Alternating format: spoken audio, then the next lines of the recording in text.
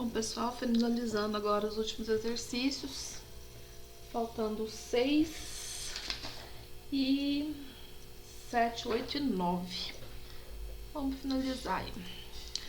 Então, exercício 6, né? Foi uma questão que caiu no Enem.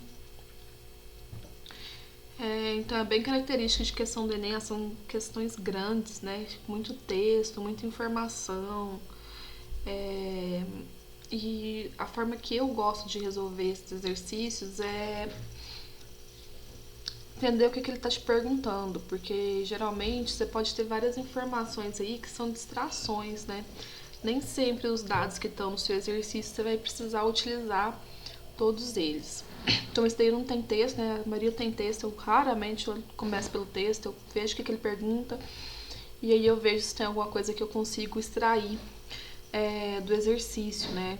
Geralmente, se usar o raciocínio lógico, ele te dá uma agilidade e tempo aí na prova. Então, vamos ver a questão. A tabela a seguir registra a pressão atmosférica em diferentes altitudes. E o gráfico relaciona a pressão de vapor da água em função da temperatura.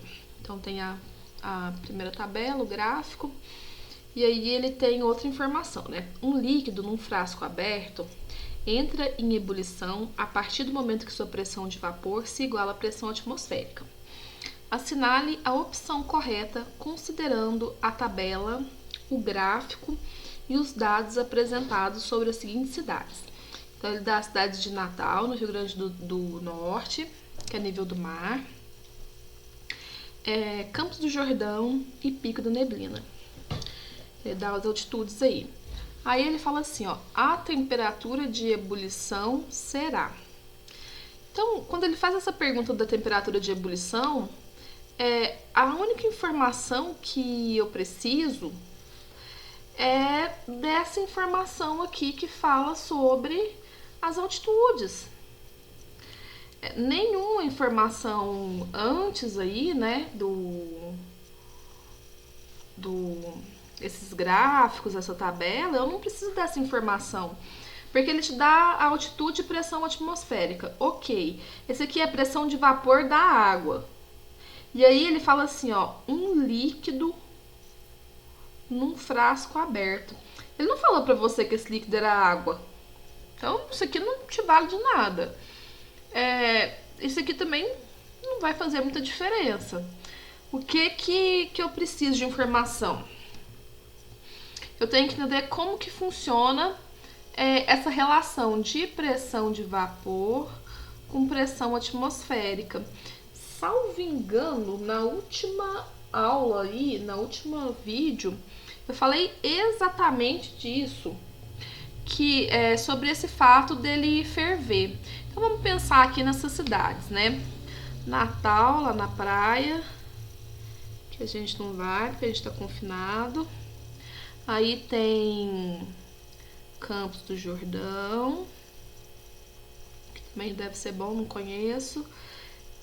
Pico da Neblina, em Roraima. Então, aqui, Natal, a letra tá ótima. Aqui, CJ, São Paulo. IPN, que é o Pico da Neblina, Roraima. Então, Natal é o nível do mar. Então, a pressão aqui é a maior pressão que a gente tem, né? Aí depois a gente tem Campos do Jordão. E depois a gente tem Pico da Neblina. Então, olha só, a pressão atmosférica que eu tenho aqui em Natal, ela é muito maior. Então, quer dizer que se eu for ferver uma água aqui em Natal, a pressão que é exercida aqui no meu líquido, ela vai ser muito maior do que a pressão que vai ser exercida aqui no líquido se eu tiver lá no Pico da Neblina. Então, se a minha pressão atmosférica é maior, a minha pressão de vapor, né, ela tem que se opor a uma força maior. Então, a temperatura aqui vai ser maior do que a temperatura no Pico da Neblina. já que a pressão que está exercida aqui é menor. E o exercício está te perguntando exatamente isso. Então, a temperatura de ebulição será maior em Campos do Jordão? Não, porque Campos do Jordão ele tá no meio, né? Não é a maior e não é a menor. É menor em Natal? Não, justamente o contrário que eu falei, porque se eu tenho uma altitude menor, quer dizer que a pressão atmosférica, a pressão que o ar atmosférico vai exercer, ela é muito maior, né? Se tivesse uma máquina de medir vento, medir ar, né, a pressão aqui a gente veria que ela seria bem maior. Menor no pico da neblina? Ó, então é isso que a gente falou, não é? Se a altitude é maior, a temperatura é menor. Ó, igual em Campos do Jordão, igual a quem, né? Oi. Não dependerá da altitude? Depende, sim. Então, resposta C aí do Enem a resposta da questão aí do Enem é a letra C. Às vezes dá uma preguicinha de ler essas questões, mas tem muito distrativo, né? Tá vendo? Esses dois aqui tá aí só pra te deixar triste, tremer nas bases, a hora que você olha, ai, gráfico, não dá conta de fazer. E aí você desespera e a questão é bem tranquilinha aí, tá? Então, próxima questão. Questão 8. Também é uma questão do Enem, né? Essa aí é sucinta, essa aí é a questão que eu faria, que eu tenho preguiça de ficar escrevendo texto longo em questão. Se por economia baixarmos o fogo de uma panela de pressão, logo que se inicia a saída de vapor pela válvula, de forma simplesmente a manter a fervura, o tempo de cozimento. Então, o que ele tá te falando? Vamos para minhas habilidades master de desenhista. Suponhamos, isso aí me irritando. Suponhamos que a gente tem uma panela de pressão. E aí minha panela vai ficar muito bonita. E aí a gente tem a panela aqui. A gente tem uma válvula aqui. E aí ela solta o gás aqui, que é a panela. Como que a panela funciona? Essa tampa aqui, ela vai manter o sistema bem fechado. Então, na hora que eu começo meu aquecimento, né, vou colocar o triângulozinho aqui, o gás começa, né, o vapor começa a ser formado aqui no interior da panela. E aí a gente tem uma certa pressão que é exercida aqui nesse interior, que ela é uma pressão maior do que a pressão atmosférica. Então, eu tenho um sistema pressurizado. Então, a gente vai ter temperaturas mais altas aqui nesse sistema. Quando a panela começa a fazer aquele barulho lá, que é o ar que está escapando da válvula, quer dizer que ela chegou no limite dela, né? Essa válvula, ela deixa esse vapor que está excedente aqui nesse sistema escapar, para evitar que você tenha uma explosão, alguma que danifique a panela, que possa acontecer alguma coisa mais séria. Então, esse sistema aqui da panela de pressão, ele é feito para atingir um certo limite, né? Porque se eu não tivesse essa regulação dessa válvula aqui, que para esse ar sair, a pressão ia aumentar indefinidamente, né? Ia aumentar até um certo ponto, que meu recipiente não ia aguentar, e aí eu ia ter uma explosão. Então, esse vapor que escapa aqui, todo jeito ele tá só regulando para manter aquele sistema lá constante. Então, quando você abaixa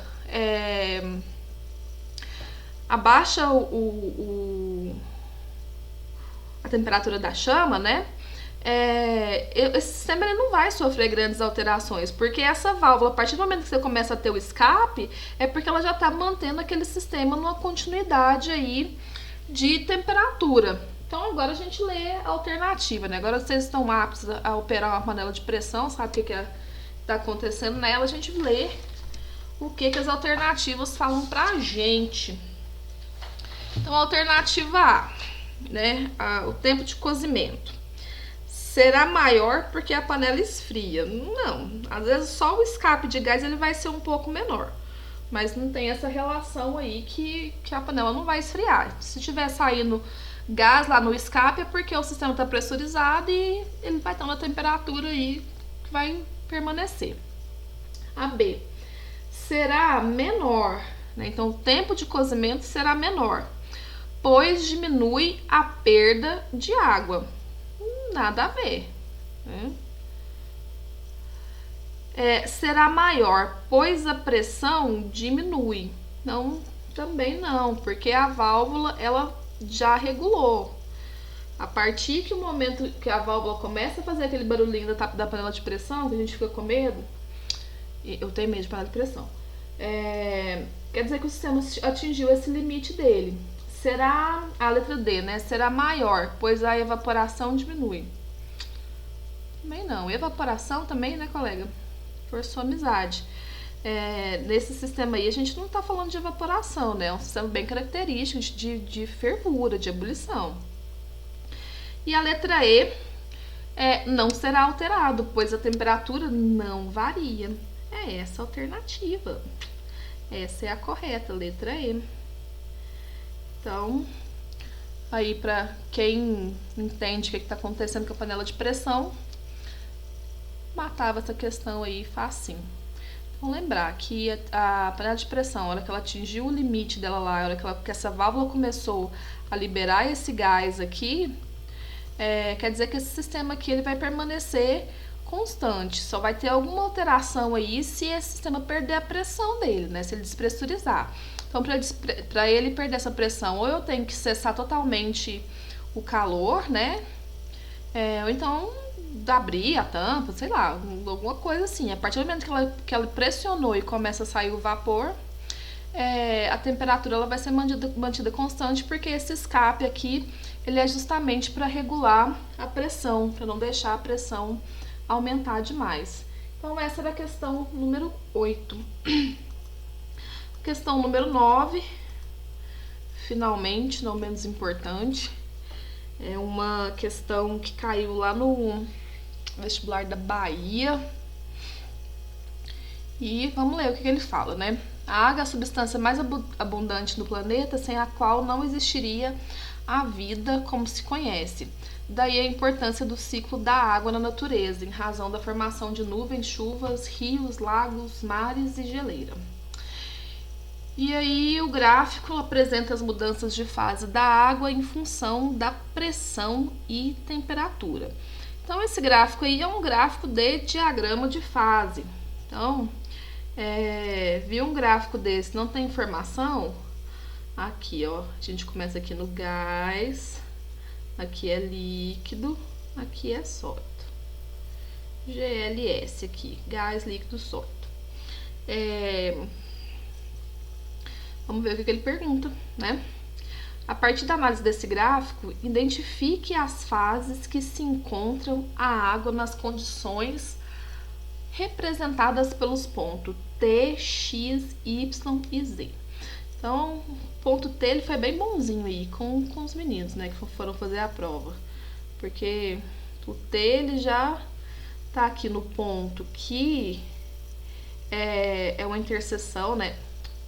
Não sei se a interseção é a palavra correta, mas é um ponto de junção onde a gente tem aí todas as mudanças de fase, né? Ele está juntando a conexão do estado sólido com o líquido com o gasoso. Então esse ponto aí é o que a gente chama de ponto triplo, né? Então por isso que já deu uma ajudinha, já colocou o T aí, pelo menos o T a pessoa tinha obrigação de saber, né? Então esse aqui é o ponto triplo. Nesse estado em específico, nessa condição de temperatura e pressão, e eu lembrei da avaliaçãozinha que teve do SPE, que falava da geleira, e aí eu li o negócio com pressa, eu acho que eu respondi errado para alguém esse negócio, que falava qual que era o ponto lá, né, que o texto dava a entender que tinha água nos 3 estados, e eu olhei lá o gabarito e falei que ele era esse ponto triplo, e não era, né? Era uma passagem de líquido para sólido, de sólido líquido do gelo. Porque essa passagem desse ponto triplo, ela é uma condição especial. Existe uma pressão e uma temperatura onde esse sistema ele vai coexistir. Então, nesse ponto triplo, que é quando eu tenho essa pressão, né, 4,579 milímetros de mercúrio, a unidade tá meio ruimzinha de ver. E essa temperatura em graus Celsius é onde eu vou ter a coexistência do estado sólido, líquido e gasoso. Então, lá na questão do positivo, por que lá não poderia ser esse ponto triplo? Porque a geleira, ela tá em pressão atmosférica. Então, se estava em pressão atmosférica, ele não poderia se encaixar, não tem como ele se encaixar nesse ponto triplo. Então, por isso que seria errado afirmar que aquele estado lá da questão, ele seria essa coexistência. Porque esse estado aqui, ele é um ponto que existe só nessas condições. Então, o X, né? Que é onde está o X? O X está aqui. Então, o X, ele é uma interface de sólido mais líquido, né? Então, aqui é onde a gente vai ter a mudança de fase, nessa reta aqui do X. Então, no ponto X é a transição. Então, a gente tem sólido,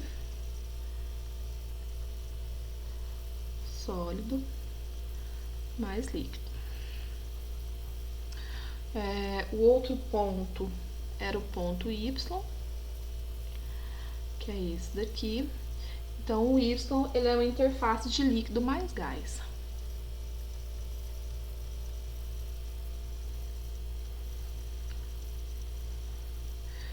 E o último, que é o Z, né? O Z, ele é uma interface de sólido mais gás. Então, é aquela interface aí de sublimação. Então, finalizamos aí essa rodada de exercícios. Os próximos agora vão ser para a gente trabalhar propriedades coligativas, né? E a gente vai precisar entender bem essas ideias aí que a gente viu dessas propriedades. Então, finalizamos aí mais uma parte. Até a próxima.